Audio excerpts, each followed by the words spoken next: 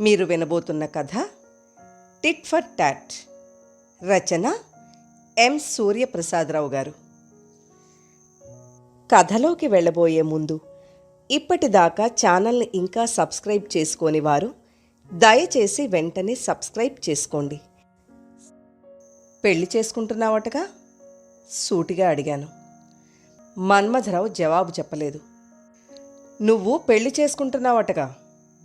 ఈసారి అతడి మొహంలోకి చూస్తూ రెట్టించాను. ఆ వార్త నీదాకా వచ్చిందన్నమాట. తాపీగా సమాధానం చెప్పాడు. అంటే అందరికీ తెలుసు, నాకే తెలీదన్నమాట. ఉక్రోషంగా అన్నాను. అవును సంధ్య, చేసుకుంటున్నాను, పెళ్ళి చేసుకుంటున్నాను స్థిరంగా అన్నాడు. మరి నాకు ఇచ్చిన మాటో? ఏ మాట? నన్ను చేసుకుంటానని మాటిచ్చావు. నీకు మాట ఇచ్చిన మాట నిజమే. నీకే కాదు, రజనికి, యామినికి కూడా మాటిచ్చాను. నీకు ఇచ్చాను, అంతేకాని వాగ్దానం చేయలేదుగా. చాలా తేలికగా తీసుకున్నాడు. అంటే మాట వేరు, వాగ్దానం వేరునా? సందేహంగా అడిగాను. మాట అంటే ఒట్టి మాట, వాగ్దానం అంటే ప్రామిస్. అర్థమైందా? నా కాబోయే భార్యకు ప్రామిస్ చేశాను. అయితే నాకు ఒట్టి మాట ఇచ్చావన్నమాట. అంతే, నీకు మాట మాత్రమే ఇచ్చాను. ఇంతకాలం నా చుట్టూ తిరిగావు, నాతో షికార్లు చేశావు, సినిమాలు చూసావు, హోటళ్లలో డిన్నర్లు చేశావు. అంతా నాటకమేనా? భరించలేకపోయాను. కూల్ సంధ్య, కూల్. కొంచెం మంచినీళ్ళు తాగు. వాటర్ బాటిల్ నా చేతికి అందించాడు. అది ఓ మల్టీనేషనల్ సాఫ్ట్వేర్ కార్పొరేట్ ఆఫీస్లో అసిస్టెంట్ మేనేజర్ ఛాంబర్. పెళ్లి వార్త తెలిసిన తర్వాత 3 రోజులకు మన్మథరావును ఒంటరిగా ఛాంబర్లో పట్టుకోగలిగాను. మొదట టీం లీడర్గా కెరియర్ ప్రారంభించి, టీం మేనేజర్గా, అసిస్టెంట్ మేనేజర్గా తన తెలివితేటలతో అంచెలంచెలుగా మన్మథరావు ఎదిగిపోయాడు. మన్మథరావు అంటే అందంలో మన్మధుడే. అతడి డ్రెస్సింగ్, వాక్ చాతుర్యం, బిహేవియర్ ఎవరినైనా ఇట్టే ఆకర్షిస్తాయి. తన టీంలో వాళ్లతోనే కాకుండా ఇతర టీం వాళ్లతో కూడా స్నేహంగా ఉంటూ సలహాలిస్తూ ఉంటాడు. అందుచేత అందరికీ అతడంటే క్రేజ్.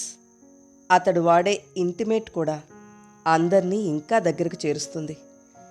నీలాంటి వాళ్ళు ఎంతమందో నా చుట్టూ తిరిగారు, తిరుగుతున్నారు, తిరుగుతారు.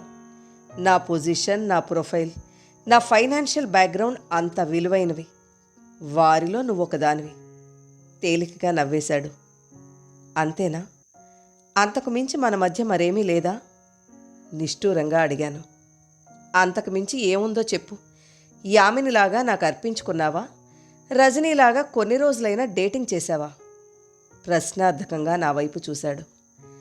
అతడి నైజం క్షణకాలం నాకు అర్థమైంది. Thank God. అతన్ని ఎంత దూరంలో ఉంచాలో, ఎంతవరకు దగ్గరకు రానివ్వాలో అలా దూరంగా ఉంచబట్టే నేను సేఫ్గా ఉండగలిగాను. నిజానికి యామిని కంటే బాగుంటావు, రజనీ కంటే సెక్సీగా ఉంటావు. అందుకే నిన్ను పొందాలని ప్రయత్నించి ఫెయిల్ అయ్యా. అందుకే అందుకే అందుకే రెట్టించాను. నీకంటే ఆకర్షణీయమైన అమ్మాయిని, స్టేటస్, పొజిషన్, హోదా ఉన్న బంగారు బాతు ఓ కంపెనీ ఎండీ గారి అమ్మాయి ప్రపోజ్ చేయగానే ఓకే చెప్పేశాను. పెళ్లి చేసుకుంటున్నాను. తప్ప? Logical argument వినిపించాడు.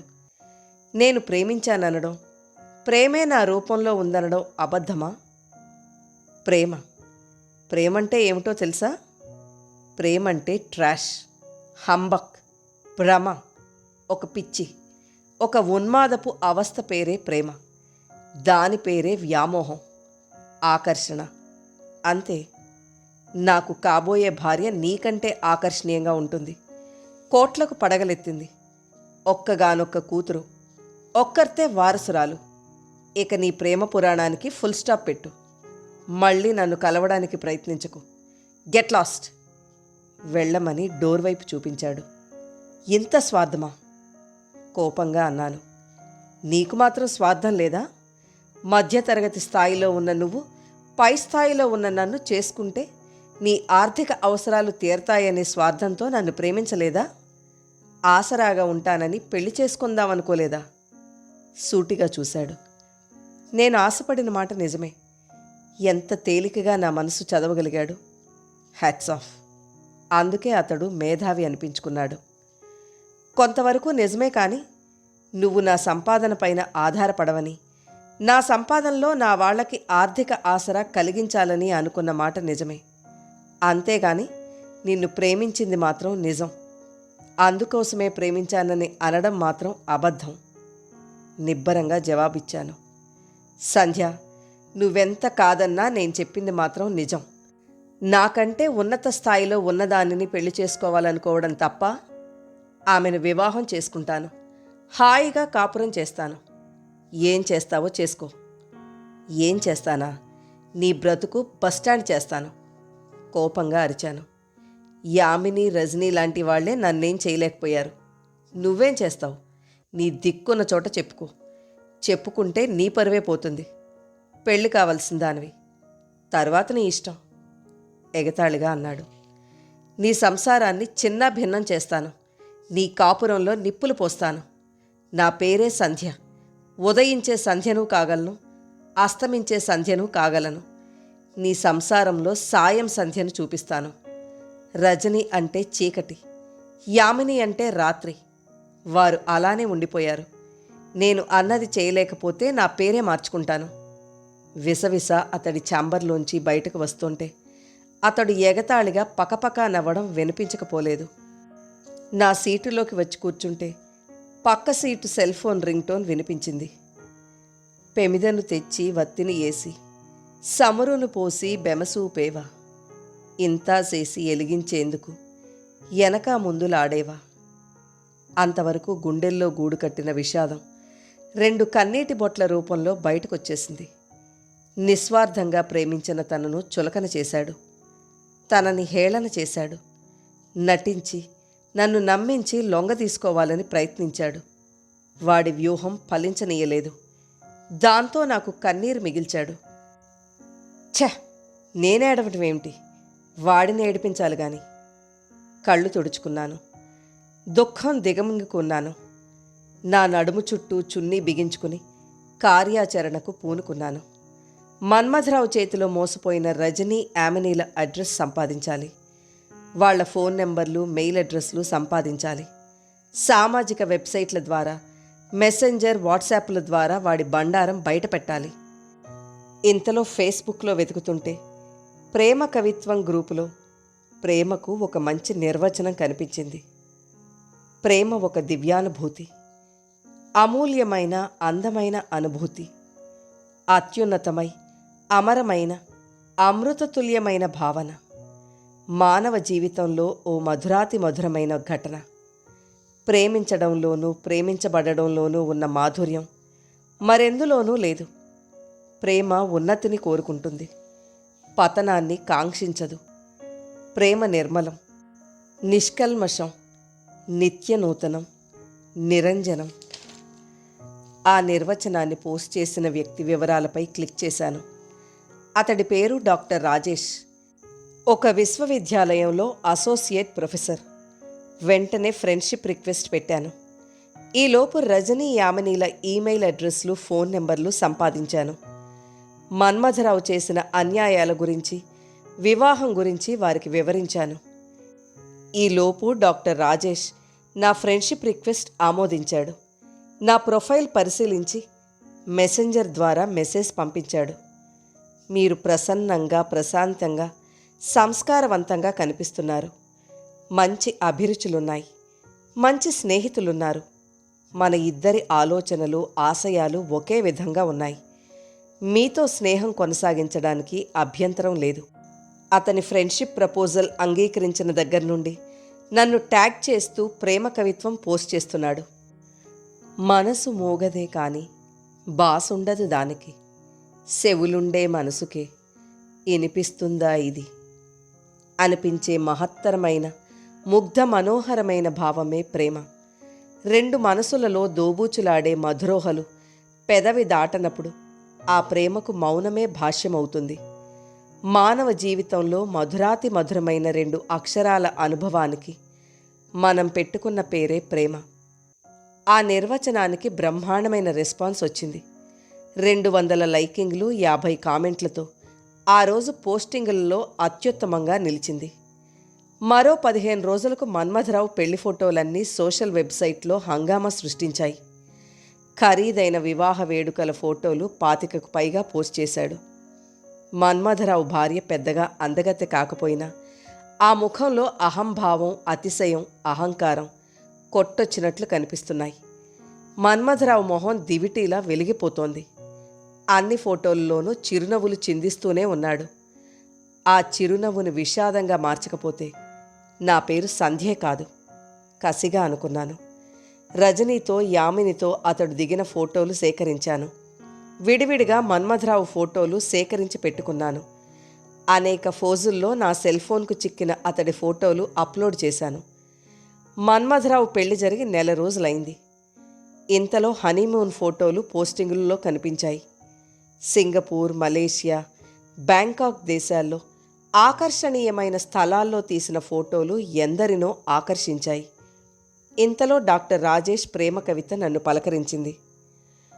నువ్వున్న చోట చీకటి మయమైతే, నీ గుండె చప్పుడు నీకే వినిపిస్తుంటే, 4 వైపుల నుండి రక్తధారలు కురుస్తుంటే, గదిగోడలు కదలిపోతుంటే, భయపడకు ప్రియా, నువ్వున్నది నా గుండె గదిలోనని గుర్తుంచుకో.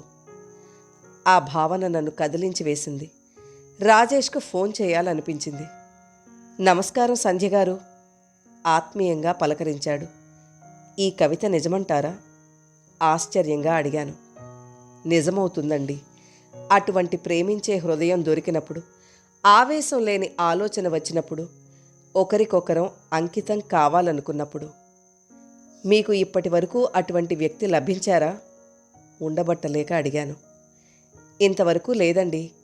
అటువంటి వ్యక్తి అన్వేషణలోనే ఉన్నాను. మీకు అటువంటి వారెవరైనా తారసపడ్డారా? ఎదురు ప్రశ్న వేశాడు. ఏమని చెప్పను? నా ప్రేమ కథ గురించి ఏమని వివరించను? నా మౌనానికి అతడు వెంటనే స్పందించాడు. వద్దులేండి, పూర్తిగా పర్సనల్ అయితే ఆ టాపిక్ వదిలేద్దాం. Good night. అతడి ఫోన్ నెంబర్ ఫీడ్ చేసుకున్నాను. మన్మథరావు పెళ్లిని పెటాకులు చేసే విధానంపై రజనితో, యామినితో చర్చించాను. బ్లూ ప్రింట్ తయారు చేసుకున్నాను. మన్మథరావు భార్య పేరు, ఆమె ఈమెయిల్ సేకరించి ఫేస్బుక్లో సెర్చ్ చేశాను. ఆమెకు ఫ్రెండ్షిప్ రిక్వెస్ట్ పెట్టాను. మరునాడే ఆమె నుండి అంగీకారం వచ్చేసింది. నేను పోస్ట్ చేసిన అన్ని పోస్టింగులు ఆమె కూడా చూస్తోంది. ఆమెకు కూడా లింక్ అవుతాయి. ఆమె చూస్తేనే గాని నా ప్లాన్ వర్కౌట్ కాదు. 10 రోజుల తర్వాత వారానికి ఒకటి చొప్పున మన్మథరావు సింగిల్ ఫోటోలు పోస్ట్ చేశాను. వాటిని చూసి నేనే తన్మయత్వం చెందాను. ఎంతైనా అందగాడే. అతను మనసు మాత్రం మురికి గుంట. ఫోటోలన్నీ విపరీతమైన లైకింగ్లు, కామెంట్లు సంపాదించుకున్నాయి.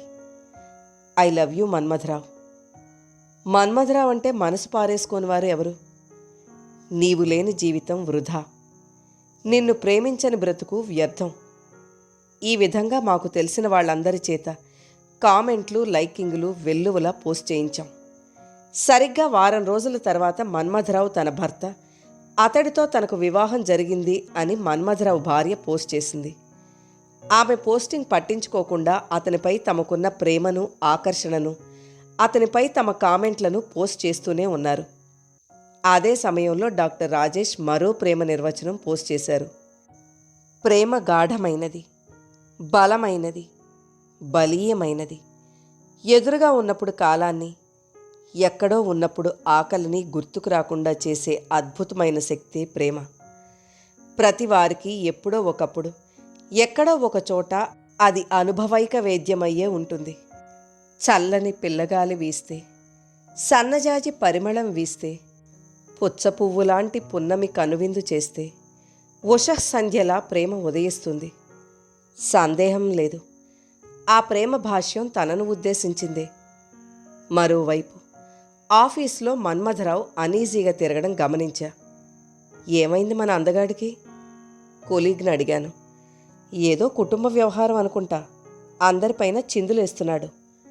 అంటే నేను పోస్ట్ చేస్తున్న బాంబులు పేలుతున్నాయన్నమాట. నా ఉత్సాహం రెట్టింపైంది. ఈసారి గ్రూప్ ఫోటోల్లోంచి ఎందరో అనామికల ప్రక్కన అతనున్న ఫోటోలు పోస్ట్ చేశాను. కాకి ముక్కుకు దొండపండు, అందగాడి ముందు వెలవెలబోయిన అతివ. వాళ్ల జంటలపై నిరసన వెల్లువ మొదలైంది. అన్నింటినీ అతడి భార్య షేర్ చేయటం నాకు తెలుస్తోంది. 4-5 వారాలు మరిన్ని ఫోటోలు పలుకరించాయి. 3 రోజులుగా మన్మథరావు ఆఫీస్కి రావడం లేదు. ఇంట్లో ఏదో జరుగుతోంది. ఆ వివరాలేంటో రాబట్టాలంటే అతనితో సన్నిహితంగా ఉండే సంజయ్నే శరణు వేడాలి. అతని ఓరచూపుల ఊహాసుందరితో అతడి ఆలోచనల తలుపు తట్టించి తలుపు తెరిపించాను. సంజయ్ డియర్, అతని బొగ్గపై చిట్టికేసి వివరం అడిగాను. సంజయ్ మెలికలు తిరిగిపోతూ మన్మథరావు గురించి విలువైన సమాచారం అందించాడు. ఊహాసుందరి నన్ను అక్క అని పిలుస్తుంది. మన్మథ, నీకెంతమంది ప్రేమికురాళ్లున్నారని నాకు తెలీదు. భార్య అడిగింది. వాళ్ళు ప్రేమికురాళ్ళు కారు, తెలిసిన వాళ్ళు. పెళ్ళైన తర్వాత కూడా పెళ్లి కానట్టు ఫోటోలు పెడతారా? అవి నేను పెట్టలేదు, నువ్వే పెట్టుంటావు. నేను నమ్మను. నన్ను చేసుకో అని అంతమంది నీ వెంట పడుతుంటే వాళ్ళను వదిలేసి నువ్వు నన్నెందుకు చేసుకున్నావు? నిన్ను నేను ప్రేమించాను. అంతా అబద్ధం. నా ఆస్తి కోసం నన్ను మోసం చేశావు. నేనెవరినీ మోసం చేయలేదు. మన్మథరావు బుకాయించాడు.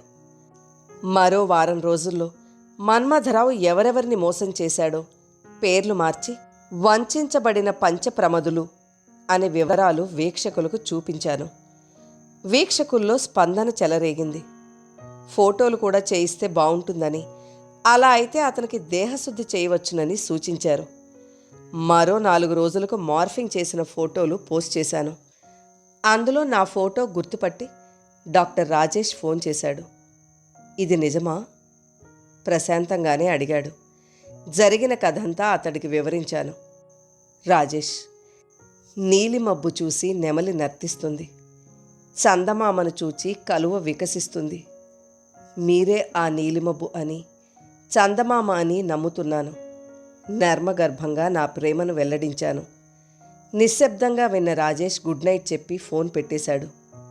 మరునాడు ఫేస్బుక్లో తొలి సంజాయిషీ కోసం తూర్పు ఎదురు చూస్తోంది అనే పోస్ట్ చూసి హాయిగా నవ్వుకున్నాను. ఆ రోజు రాత్రే అతనికి ఫోన్ చేసి కృతజ్ఞతలు తెలియజేశాను. సంధ్య గారు, మీకు ప్రేమంటే తెలుసు, ప్రేమించడం తెలుసు, ప్రేమించే హృదయం తెలుసు. అర్హత లేని ప్రేమించడం చేతకాని ఓ రాతి హృదయానికి మీ ప్రేమను విన్నవించారు. కానీ ప్రేమించే హృదయమే మరో హృదయాన్ని గుర్తిస్తుంది, మరొకరిని మనస్ఫూర్తిగా ప్రేమించగలుగుతుంది. అందుకు నేను సిద్ధంగా ఉన్నాను. ఎవరో అన్నట్టు ప్రేమించడం కంటే ప్రేమింపబడటం గొప్ప. అరమరికలు లేని ఆ అంతరంగ ఆహ్వానాన్ని ఆమోదించాను. డాక్టర్ రాజేష్ కుటుంబం నన్ను చూసుకోవడానికి మా ఇంటికి వచ్చింది. మా వాళ్లకు రాజేష్ బాగా నచ్చాడు. రాజేష్ కుటుంబానికి నేను నచ్చాను. నిశ్చయ తాంబూలాలు పుచ్చుకోకుండానే పెళ్లి ముహూర్తం నిశ్చయించేశారు. ప్రింట్ అయిన శుభలేఖలు చేతికొచ్చాయి. సంధ్య ఓ ఇంటిది కాబోతోందోహో అని దండోరా వేసి నా కొలీగ్ అనౌన్స్ చేసింది. అందరూ కంగ్రాట్స్ చెప్పారు, స్వీట్స్ తిన్నారు, స్వీట్ డ్రీమ్స్ చెప్పేశారు.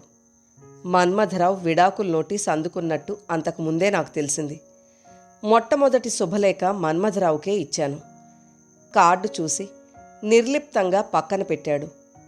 కంగ్రాట్స్ చెప్పడం నాకు తెలుసు. అక్కడ కూర్చోవాలనిపించలేదు. వెనుతిరిగాను. సంధ్య, ఒక్క నిమిషం, మొత్తానికి నా బతుకు బస్టాండ్ చేశావుగా అంటూ విడాకుల నోటీస్ నాకు చూపించాడు.